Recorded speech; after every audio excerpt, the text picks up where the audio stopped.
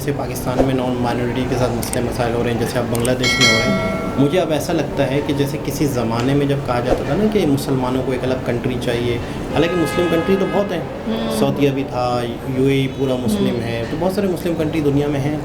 तो Muslim country की शायद इतनी ज़रूरत थी या नहीं थी, मुझे ऐसा लग रहा है। अस्सलामुअलैकुम, नमस्ते, सत श्री अकाल। उम्मीद करता हूँ ठीक होंगे, खुश होंगे। मैं हूं तारिक नियाज़ी, मेरे साथ मौजूद हैं। अस्सलाम वालेकुम, नमस्ते, सत श्री अकाल। मैं हूं सबेरा खान। तो चलते हैं वीडियो की तरफ, फिर करेंगे बहुत सारी बातें। तो दोस्तों, वीडियो का टाइटल है RSS ask government to get global support after Bangladesh accuse India of double standard.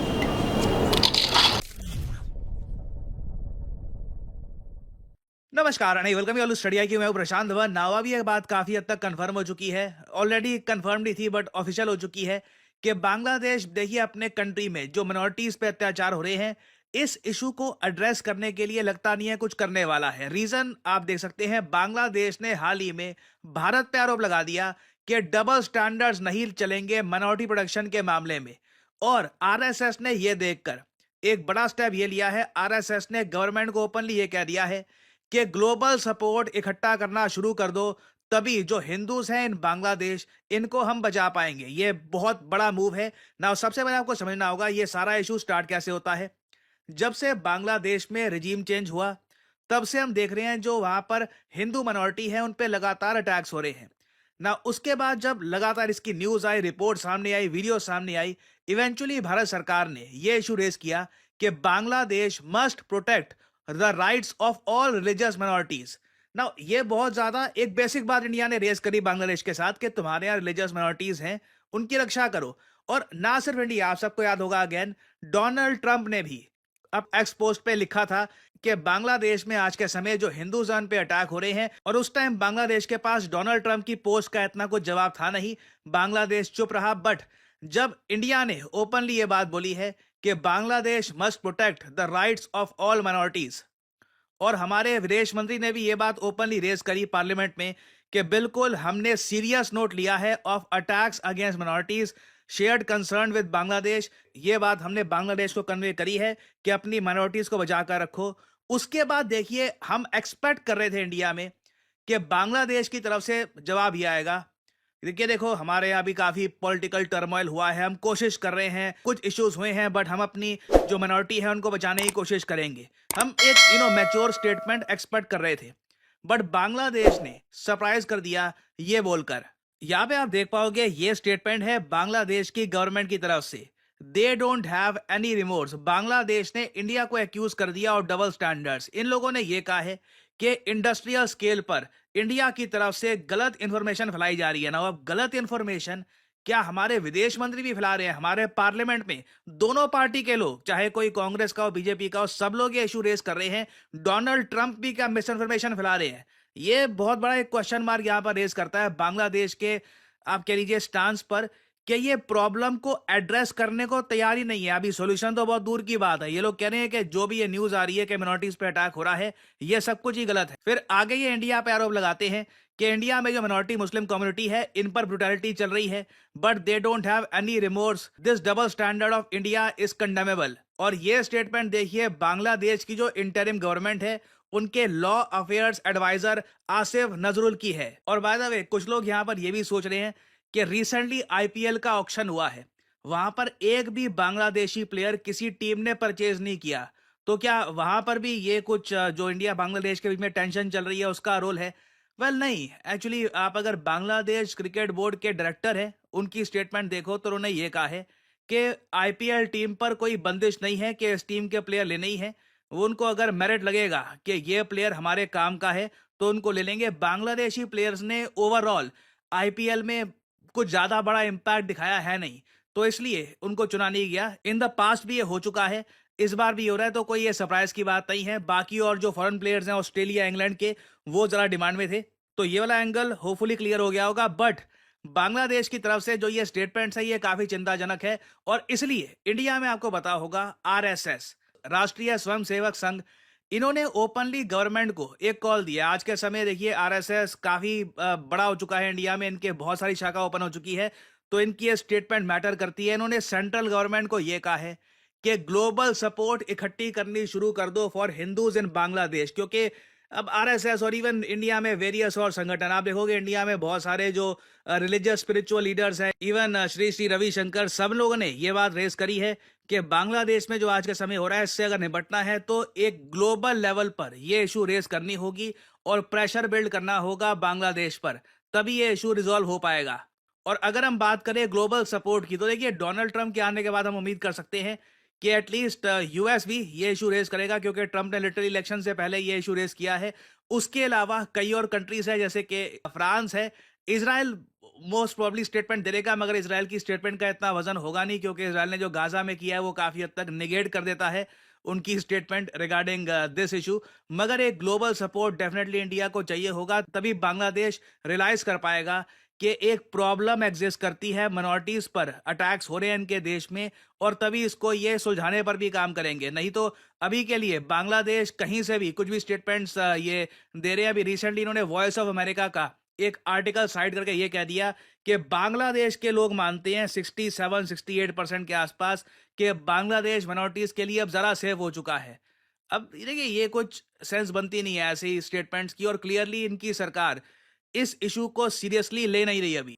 तो फाइनली मैं यहाँ पे आप लोगों से पूछना चाहूंगा, अगर हम बांग्लादेश पर इस इशू को लेकर प्रॉपर अकाउंटेबिलिटी लाना चाहते हैं, तो जो ग्लोबल सपोर्ट हमको चाहिए होगा, उनमें से किन कंट्रीज में आप मानते हैं कि भारत को कोलैबोरेट करना चाहिए, किन कंट्रीज के साथ कोलैबोरेशन करके भारत जेन्युइनली इस इशू को रेज कर सकता है, ताकि बांग्लादेश अपने देश में माइनॉरिटीज की रक्षा करे? लिखिएगा इसके बारे में कमेंट सेक्शन में, मैं जानना चाहूंगा आपका ओपिनियन। और फाइनली आप लोगों के लिए एक बहुत ही इंपॉर्टेंट जानकारी, स्टडी आई जी जनाब। अच्छा, इसका मतलब ये है कि जैसे प्रशांत धावन जी की वीडियो आई है और भी 2-4 वीडियोस देख रहा हूँ, तो इसका मतलब मामला बड़ा संगीन होता जा रहा है। ऐसा ही है। और शुरू में तो हुआ था, फिर बीच में थोड़ा सा ये मामला जब जैसे ही शेख हसीना का वो गई थी और तख्ता ये पलट हुआ, तो उसके बाद हुआ तो उस टाइम पे काफ़ी हिंदूज जो हैं वहाँ से माइग्रेशन करनी पड़े, मजबूर हो गए थे।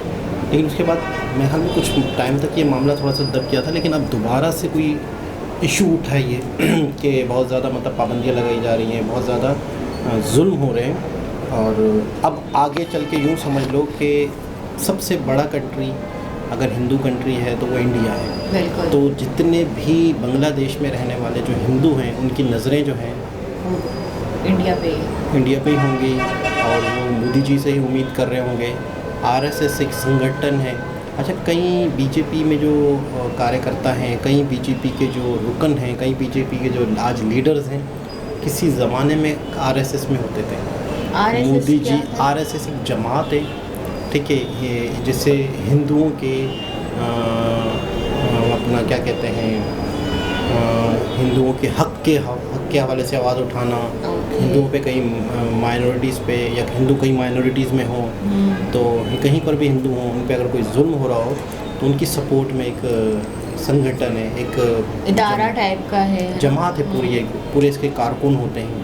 इसलिए ये अपना जो लोग हिंदू धर्म से ताल्लुक़ रखते हैं, हिंदू धर्म के लिए सेवा करना चाहते हैं, हिंदू धर्म को आगे लेके जाना चाहते हैं, हिंदू धर्म मानने वालों को सपोर्ट करना चाहते हैं, किसी भी तरीके से, सियासी हो या गैर सियासी हो, तो इस संगठन से जुड़ते हैं। ये संगठन जो है, ये समझ लो कि कहीं पर भी कोई प्रॉब्लम हो रही होगी हिंदुओं के हवाले से, तो ये सपोर्ट करेंगे दुनिया में कहीं पर भी। अच्छा। तो अब जैसे बांग्लादेश में जो मसले मसाइल हो रहे हैं, तो इन्होंने एक ऐलान किया है कि मोदी जी को चाहिए कि पूरी इंटरनेशनल सपोर्ट लें, ताकि फिर हम मतलब है कि कुछ ना कुछ कर सकेंगे। दुनिया को पता हो कि यार यहाँ पे ये प्रॉब्लम हो रही है। लेकिन बहुत हैरत की बात है, बहुत अफसोस की बात है, बहुत ही मतलब यूँ समझ लें कि आज यूँ समझ लें कि इंडिया क्या सोच रहा होगा कि हाँ हमने बांग्लादेश बनाया। हाँ, बांग्लादेश को इंडिया ने ही बनाया और उनके ही लोगों को ये लोग अब इस तरह कर रहे हैं। ये सारा उसके शेख हसीना के बाद तो उसमें तो नहीं हुआ था ना, उसके बाद जो ये आया है यूनुस, इसने ही सबका जीना हराम कर दिया। जैसे यहाँ पर शहबाज शरीफ, वैसे उसका भाई यूनुस, उसने क्या कहते हैं वहाँ बांग्लादेश में हिंदुओं का जीना हराम कर दिया, और यहाँ इन्होंने तो मुस्लिम का और हिंदू और हर जानवर तो परिंदे तो सबका जीना हराम कर दिया। मतलब ये बिछड़े हुए भाई थे, दोनों आपस में मिल गए, मुझे लग रहा है। ऐसा वो इधर आ गए, वो उधर हो गए। लेकिन ये कि वाकई अच्छा आरएसएस पे भी लोगों को उम्मीद होगी मोदी जी से भी उम्मीद होगी, इंडिया से उम्मीद होगी। तो ये वो वक्त और है ज़ाहिर-सी कि बात जितना है। हो सके या जितना मुमकिन होगा तो इंडिया जो है सपोर्ट करेगा। लेकिन बहुत सारे मामलात देखने होते हैं, बहुत सारे इंटरनेशनल मामलात देखने होते हैं कोई भी बात करते हुए। अब हर चीज़ को देखना हाँ। पड़ता है, मद्देनज़र रख के ही आपने कोई ना कोई फैसला लेना पड़ता और है। उल्टा बांग्लादेशी ये कह रहा है कि आप लोग जो है वो इसको ज़्यादा उछाल रहे हो इस मुद्दे को, लोग आप लोग ज़्यादा हाईलाइट कर रहे हो। तो ट्रम्प भी कह रहा है, तो दूसरे लोग भी कह रहे हैं, तो सब वो उछाल ही रहे हैं। मतलब बड़ी हैरत की बात है, अफसोस की बात है कि मज़हब के नाम पे, धर्म के नाम पे किसी को मारना, किसी को दूर कर देना, किसी को धुतकार देना। आपका कोई हक ही नहीं बनता ये सब कुछ करने का भाई।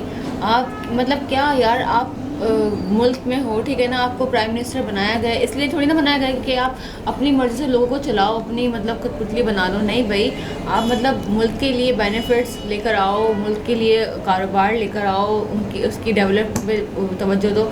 ये थोड़ी ना कि अवाम क्या कर रही है, क्या नहीं कर रही है, मुझे उनकी पर्सनल लाइफ में आप एक बहुत बड़ी इंटरफेयर बात कहने लगा हूँ कि मुझे अब ऐसा लगता है जैसे पाकिस्तान में नॉन माइनॉरिटी के साथ मसले मसाइल हो रहे हैं, जैसे अब बांग्लादेश में हो रहे हैं। मुझे अब ऐसा लगता है कि जैसे किसी ज़माने में जब कहा जाता था ना कि मुसलमानों को एक अलग कंट्री चाहिए, हालांकि मुस्लिम कंट्री तो बहुत हैं, सऊदीया भी था, यूएई पूरा मुस्लिम है, तो बहुत सारे मुस्लिम कंट्री दुनिया में हैं। तो मुस्लिम कंट्री की शायद इतनी ज़रूरत थी या नहीं थी।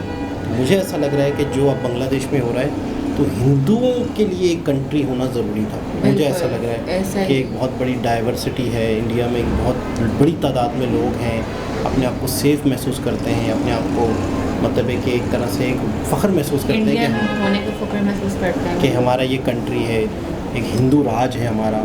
तो इस तरह अगर हिंदू राज ना होता या इंडिया ना होता, तो इसका मतलब है कि कोई भी कंट्री होता तो क्या इन पे इस तरह से जुल्म होते? बिल्कुल। मतलब अगर देखा हाँ, जाए, अगर पाकिस्तान और बांग्लादेश के हालात देखे जाए, तो इसका मतलब क्या हम अज्यूम करेंगे? तो एक मतलब आने वाले वक्त में देखते हैं कि क्या इंडिया का स्टैंड होता है। दोबारा किसी और वीडियो के साथ आपसे मुलाकात होती है। जब तक के लिए ख्याल रखें, अल्लाह हाफ़िज़।